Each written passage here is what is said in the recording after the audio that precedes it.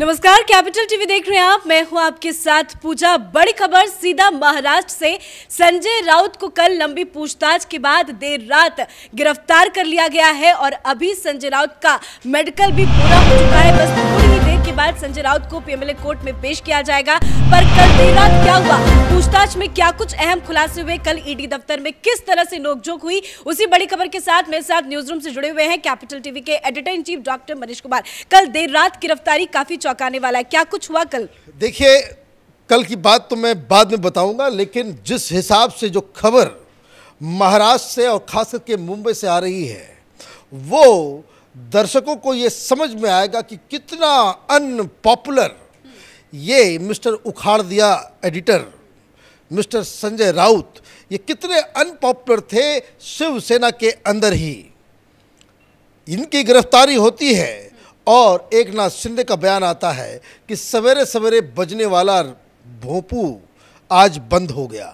मतलब आप उस पार्टी के नेशनल स्पोक्स पर्सन थे कि जहां आपकी गिरफ्तारी पे लोग वहां पे मिठाइयां बांट रहे हो, एक दूसरे को फोन करके बधाइयां दे रहे हो, लोग कह रहे हैं कि ठीक हुआ, पहले ही हो जाना चाहिए, इसको तो पहले ही हो जाना चाहिए था। ये महाराष्ट्र के नाम पे, शिवसेना के नाम पे कलंक है, जो महिलाओं को फोन करके भद्दी भद्दी गालियां दिया करता था।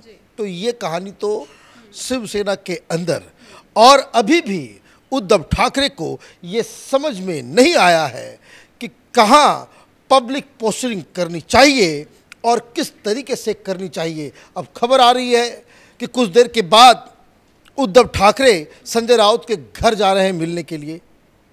अब देखिए, दो अधिकारी चले गए, दो लोग तो चले गए। अब सारे लोग कह रहे हैं भैया और कौन? एक तो अनिल देशमुख गया, नवाब मलिक गए, संजय राउत गए। अब वहाँ पे ये चर्चा चल रहा है कि भाई वहाँ पे अब अगला नंबर किसका है? तो लोग बता रहे हैं कि अगला नंबर उद्धव ठाकरे के एक और करीबी हैं, उनका नाम भी अनिल परब बताया जा रहा है। उनके ऊपर भी ईडी की कार्रवाई होने वाली है, कुछ केसेस जो है उसका फैसला भी होने वाला है। मतलब चारों तरफ से आप घिरे हुए हैं। लेकिन जिस तरीके से संजय राउत अपने आप को क्रांतिकारी दिखाने की कोशिश कर रहे हैं, आप देखिए, सबसे पहले मैंने भ्रष्टाधिभ्रष्ट, ये चिदम्बरम साहब का बेटा, उसने ये प्रथा शुरू की, भाई ईडी पकड़ के लेके जा रहा है तो हाथ से बाय बाय करो, तो हाथ हिलाओ, दिखाओ कि भाई हम किसी जंगे मैदान में जा रहे हैं, हमें तिलक उलक लगा करके भेजो। अरे भाई, भ्रष्टाचार करने के आरोप में आप जा रहे हो, इतनी भी बेशर्मी जो है सब माने समाज में वो ठीक नहीं है। आप पब्लिक फिगर हो, चेहरा छुपाने की बजाय ये लोग ऐसे कर रहे हैं जिस तरीके से। देखिए, अनिल देशमुख भी ऐसे ही हाथ हिलाता था, साल भर होने वाले हैं, सड़ रहा है जेल के अंदर। फिर वो दूसरा एक और जो सवेरे सवेरे टेबल लेकर के बैठ जाया करता था, नवाब मलिक भी वो भी उसी तरह से एक्शन। बाकी लोगों ने तो एक हाथ दिखाया, ये भाई साहब दो हाथ दिखा रहे हैं। अब इनको मेडिकल के लिए ले जाया गया है, मेडिकल के लिए ले जाया जाएगा, उसके बाद पीएमएलए कोर्ट के अंदर उनको डाला जाएगा। अब जो हमारी जानकारी बताई जा रही है, वो जानकारी ये आ रही है कि ये केस के ऊपर नहीं, कागज के ऊपर नहीं, कोर्ट में ये दलील देने वाले हैं कि मुझे हार्ट प्रॉब्लम है। कल तक पूरी दुनिया को ये जेल में भेजने की बात कर रहे थे। रोज प्रेस कॉन्फ्रेंस करके तो 3.5 भारतीय जनता पार्टी लीडर वो जेल जाएंगे, ये भविष्यवाणी यही करते थे ना, नाम बताया नहीं कभी। ईडी के 4 अधिकारियों को जेल डाले बिना ये चैन नहीं लेने वाले थे, और ईडी एक रात पूछताछ की कोर्ट के अंदर। आप कागज के ऊपर बात करने के बजाय आप ये कह रहे हो कि हम मरीज हैं, मेरे हार्ट में प्रॉब्लम है, मुझे ईडी के पास मत भेजिए। अब कहने का मतलब ये है कि ये जो पब्लिक पोस्टरिंग राउत साहब के जो भाई हैं, वो ये कल रात से ही बवाल किए हुए हैं कि गलत का केस में फंसाया गया है, गलत चीज़ें की जा रही है। अरे भाई, कोर्ट के अंदर जाकर के आप बताइएगा, आप कोर्ट के अंदर जाकर के बताएं कि भाई ईडी का केस जो है वो गलत है, ये जो है बदले की कार्रवाई हो रही है। लेकिन नहीं, जो कोर्ट के अंदर इन लोगों की जो लीगल टीम है, जो आर्ग्यू करने वाली है, वो यही बीमारी, इसी तरह का बीमारी का केस बना करके अब तक जो है बीमार के नाम पे आप कितनी बार कोर्ट गए, चाहे वो नवाब मलिक हो, चाहे वो अनिल देशमुख हो। कभी तो कोई रिलीफ मिला नहीं। तो ये बता रहा है कि कितना अनप्रिपेयर्ड और कितना छिछला ग्राउंड पे एक ऐसे दलदल में संजय राउत फंसे हैं जहां से इनका बच पाना बिल्कुल ही मुश्किल लग रहा है। बिल्कुल भी बीमारी का बहाना बना ले, का मेडिकल हो जाएगा, उसके बाद चीजें क्लियर हो जाएंगी। लेकिन कल देर रात ऐसा क्या कुछ हुआ ईडी दफ्तर के अंदर जिसके बाद उसकी गिरफ्तारी वो भी रात के 12 बजे होती है? देखिए, कल हमने ब्रेकिंग न्यूज में बताया था कि पूछताछ चल रही है और दिल्ली से ईडी की एक टीम जिसमें 6 बड़े अधिकारी वो मुंबई पहुंचे और देर रात जो पूछताछ हुई है उसको पूछताछ नहीं कहते हैं, उसको कहते हैं ग्रिलिंग। एक बहुत ही हार्डकोर तरीके से इनको ग्रिल किया गया है। हवाइयाँ उड़ गई इनकी। ये जो फन्ने खा बनते थे मीडिया के सामने, हाथ का ये पोस्चर और ऐसे अंदर इनकी सिट्टी पिट्टी गुम हो गई थी। जिस तरीके से इनसे पूछताछ किया गया, वो पूछताछ, ये भी मैं आपको बता दूं, सिर्फ जो कागजात जो मिले हैं वो भंडार लेकर के गए हैं, बहुत सारी चीज़ों को जब्त करके साथ में लेकर के गए ईडी वाले। और ये जो संजय राउत का जो भाई है वो क्या कह रहा है, वो ये कह रहा है कि पात्रा चौल मामले में कौन सी कागज़ मिली, नहीं मिली कागज़, ये दूसरे कागज़ उठा के लेके चले गए हैं। मतलब उनसे पूछताछ, ये तो केस चल रहा है पात्रा चौल का, लेकिन ईडी के पूछताछ के दौरान, उनकी जांच के दौरान, छापेमारी के दौरान इनको और भी बहुत सारी चीज़ें मिल गई उनके कच्चा चिट्ठा के बारे में। तो अब उसके लिए तो इनको तो जवाब देना पड़ेगा। एक और प्रॉब्लम हो गई रात में, अचानक से ये स्वप्ना पाटकर, उसका केस जो है ऑलरेडी FIR दर्ज हो गया कि भाई ये जो है महिलाओं के साथ इस तरह की बातचीत कर रहा था। तो कल रात में जब उनसे पूछताछ शुरू हुई तो ये तो पहले ही की तरीके से, देखिए कहानी बहुत ही सिंपल है। एक चीज़ समझ लीजिए कि भाई ये क्या कोई बदले की कार्रवाई है, कितना सॉलिड ग्राउंड पे संजय राउत खड़े हैं। संजय राउत इसमें इसलिए बच नहीं सकते क्योंकि गरीबों के लिए जो पात्रा चौल जिसको कहते हैं, पात्रा का मतलब होता है टीन, एस्बेस्टस वाला जो गरीब जो रहते हैं झुग्गी, वहाँ पे माडा की तरफ से, सरकार की तरफ से एक योजना चलाई जाती है कि जिसमें आप जो गरीब लोग हैं उनको आप घर भी देंगे, माडा के लिए भी घर देंगे और अपने लिए भी आप कुछ घर बना लेंगे जिसको आप बेचेंगे। तो उससे क्या होता है कि सरकार को पैसा भी नहीं देना होता, गरीबों को घर भी मिल जाता और इकोनॉमिकली वायबल हो जाता है ये सारे लोगों के लिए। तो पत्रा चौल में जो है ये समुद्र किनारे है भाई साहब। ये प्रवीण राउत जो जेल के अंदर है, ये करीबी है संजय राउत के।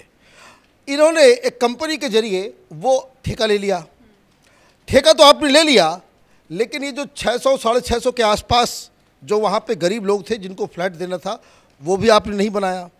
माडा को जो आपको 3000 फ्लैट्स बना करके देने थे वो भी आपने नहीं बनाया। काम क्या किया आपने, SDIL वालों को ज़मीन बेच दी टुकड़ों टुकड़ों में अलग अलग बिल्डर्स के साथ और लूट कर लिया। ये 1200 करोड़ के आसपास का घोटाला है। और मुझे ये बात समझ में नहीं आ रही कि भाई ये सारा चीज़ संजय राउत की देखरेख में ही हो रहा होगा तभी तो। और प्रवीण राउत जो है, जो जेल के अंदर है, उनकी पत्नी के बैंक अकाउंट से 83 लाख रुपए जो है संजय राउत की पत्नी को मिले। अब जब इसकी गिरफ्तारी हुई प्रवीण राउत की, ये घोटाला जब सामने आया, जब इनको मालूम चला कि प्रवीण राउत तो जेल में चला गया, अब तो फंस जाऊंगा मैं, तो इन्होंने 83 में से 55 लाख रुपए जो है इसने बैंक से वापस कर दिए। किसको? प्रवीण राउत के। तो इसका मतलब है कि लेन देन तो हुआ है। प्रवीण राउत को ये बताना पड़ेगा भाई आपने क्यों दिए पैसे, किस चीज़ पे दिए। और इसके साथ ही साथ कई सारे और भी जो ज़मीन जायदाद खरीदे गए उसका इनकम का सोर्स तो बताना पड़ेगा। 11 लाख रुपए, 11.5 लाख रुपए मिले हैं घर के अंदर कैश, कोई बड़ी बात नहीं है 11.5 लाख, लेकिन आपको तो बताना पड़ेगा भाई 11.5 लाख रुपए आया कहाँ से। वो कह रहे हैं अयोध्या जाने का पैसा था। अरे भाई अयोध्या जाने का पैसा था या कहीं जाने का पैसा था, आप बताएंगे नहीं भाई आप लाए कहाँ से, कौन दिया, किसने दिया आपको। अगर आपके घर में 5 लाख रुपए अगर मिलते हैं आपको बताना पड़ेगा भाई कहाँ से, भाई मैं बैंक से निकाला, मैं ये है रसीद, ये हमने ये किया। आप हवाई जवाब देंगे तो ईडी तो मानेगी नहीं। अब चारों तरफ से ये फंसे हुए नज़र आ रहे हैं। इनकी पेशी जो है वो कोर्ट के रूम नंबर 54 में होने वाली क्या लगता है कोर्ट में थोड़ी देर के बाद पेशी होगी, कितने दिन की रिमांड मांगेगी ईडी? देखिए, ईडी तो मांगेगी लंबा, लेकिन उसमें कोई नहीं 2 दिन का मिले 5 दिन का मिले, लेकिन ये ईडी के साथ ये खेल होता है कि भाई 5 दिन मांगा, फिर अगले में 5 दिन, फिर 5 दिन, फिर 5 दिन करते करते ये नहीं लग रहा है कि बड़ी आसानी से संजय राउत छूटने वाले हैं। मैं एक बात आपको बताऊं, ये समय का पहिया है ना। हेकड़ी इस दुनिया में किसी की नहीं चली। बड़े बड़े सिकंदर वो तो खत्म हो गए, बड़े बड़े तानाशाह तो खत्म हो गए, ये तो उनके पैर की धूली भी नहीं था। ये तो ऐसा व्यक्ति था जो अपनी बाचाली की वजह से, जिसको कह सकते हैं कि बदजुबानी की वजह से वो प्रोमिनेंस पे आया। अदरवाइज इस आदमी के पास है क्या? न जनता है, न समर्थक है। ये ठाकरे परिवार की चाकरी करते करते ये इतना बड़ा नाम हो गया। It is time for him to pay back. समर्थन तो लेकिन हालांकि कल देखने को मिला ईडी दफ्तर के बाहर भी और उनके घर के बाहर भी, लेकिन क्या वो असली शिवसैनिक है? क्योंकि नवनीत राणा का एक बयान आया है कि जो उनका समर्थन कर रहे हैं वो गुंडे हैं, वो असली शिवसैनिक नहीं है। जो असली शिवसैनिक थे वो एकनाथ शिंदे के साथ चले गए। देखिए, मैं ये कह रहा हूँ, आपने सही कहा कि ये जो मैडम है राणा, इन्होंने बयान दिया, इन लोगों को तो खुशियाँ मिल ही रही होगी। आपने हनुमान चालीसा के लिए आपने नवनीत राणा को जेल के अंदर डाल दिया, और उन्होंने यही कहा था, यही जो मैं कह रहा हूँ कि बदजुबानी, इनका जो वाक्य, इनका जो बातचीत करने का जो तरीका है, 20 फुट नीचे ज़मीन में गाड़ देंगे। एक महिला को आप 20 फुट ज़मीन के नीचे गाड़ेंगे, वो भी हिंदू महिला को। बजरंग बली के पूजा के लिए हनुमान चालीसा को आप इतना आपको नापसंद था, अब 20 फुट के कमरे में ये रहेंगे, बगल में अनिल देशमुख के और बगल में नवाब मलिक। ये तिकड़ी जो है वहाँ पे जाएगी। अभी और लोगों का यही बात तो वो कह रही है, और वो सही कह रही है। दिक्कत क्या है? समर्थन तब माना जाता है जब आम जनता का सिंपैथी आपके साथ हो। ये पार्टी कार्यकर्ता आप 100 इकट्ठा कर लें, वो भी 100 की संख्या में तो मुझे नज़र नहीं आ रहे थे। जब वो घर से निकले, हाथ इस तरह से संजय राउत फैला रहा था, ऐसे ऐसे हाथ हिला रहा था जैसे लग रहा है कि 10,000 की भीड़ लगी हुई है, पुष्पा स्टाइल है ना, पुष्पा। और जब मैंने रिपोर्टर से बातचीत की कि भाई वहाँ पे आसपास कौन कितने लोग थे, बोला 25-30 लोग होंगे मुश्किल से, बाकी सब लोग तो चले गए थे। ईडी दफ्तर के बाहर कितने लोग हैं? बहुत कम लोग हैं। भाई ये खेल तो उस दिन ही समझ में आ गया था जिस दिन वर्षा बंगले से, जो सीएम आवास से उद्धव ठाकरे निकले, कहीं कहीं कुछ कुछ शिव सैनिक सड़क के ऊपर हाथ हिलाते हुए नजर आए। कोई पब्लिक आई, जनता आई? नहीं आई। जितनी पब्लिक आई उससे ज़्यादा मीडिया वाले वहाँ पर नजर आ रहे थे। तो उसी दिन समझ में आ गया कि अघाड़ी कितना अनपॉपुलर है। उद्धव ठाकरे की साख कहाँ जमीन दो हो चुकी है, और इसी वजह से चूंकि इनके पास जनता का समर्थन नहीं है, इनके पास सिंपैथी नहीं है लोगों की, और आपने जो जो काम कराए, जिस तरीके से आपने रोल अदा किया पालघर के साधुओं की लिंचिंग में, जिस तरह का रोल आपने सुशांत सिंह की मौत के ऊपर, आपने हत्या के केस में जो आपने सब कुछ किया, फिर आपने अर्नब गोस्वामी को जैसे जेल में डाला, जिस हिसाब से आपने कंगना रनौत के घर के ऊपर बुलडोजर चलाया, ये सब का तो हिसाब किताब होना ही है। और ये पब्लिक मूड यही है कि जितना दिन ये जेल में रहे उतना बेहतर है। चलिए, धन्यवाद अपडेट के लिए। तो कुछ तस्वीरें भी आपको दिखा देते हैं। देखिए, यही है संजय राउत, जिनकी हेकड़ी जो है वो अब ईडी दफ्तर के अंदर निकलेगी, क्योंकि जितनी भी स्टाइल मार ले, जितनी भी डायलॉगबाजी कर ले, पर ईडी के सवाल सख्त है, उन्हें उनका जवाब देना ही होगा। और ईडी के पास पुख्ता सबूत है, तभी ईडी इंतजार नहीं कर सकती थी, क्योंकि बार बार समन पे समन दिए गए, लेकिन संजय राउत ईडी के सामने नहीं पेश हुए। तो आखिरकार ईडी उनके घर ही चली गई, लंबी पूछताछ चली, छानबीन हुई। उसके बाद देर शाम 5:30 बजे के करीब उन्हें ईडी दफ्तर कर लाया गया। उसके बाद लंबी पूछताछ चली, उसके बाद आखिरकार संजय राउत को गिरफ्तार कर लिया गया, और अब कुछ ही देर के बाद उसे पीएमएलए कोर्ट में पेश किया जाएगा। इस खबर पर हमारी नजर बनी हुई है। कैमरा पर्सन रवि के साथ मैं पूजा, कैपिटल टीवी।